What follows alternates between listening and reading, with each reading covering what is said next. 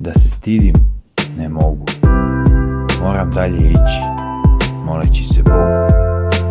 Da patim, ne smem, jer ću da se nadam da čeznem. Korak napred, to jedino se mora. Posle zla doći će period dobro. Sa dobrom u slozi odlazi zlo, samo da nas je napustilo, da je zauvek otišlo. Da se trudim, zato imam želju, jer tugom upijam sve dobro u sebi. Da pokušam, neću da se kajem, za uspeh sreću uvek sebe dajem. Korak napred, nazad ne postoji, nema razloga čega da se boji. Pozitivno razmišljanje, to je vrlina, takav pogled na svet, to je istina.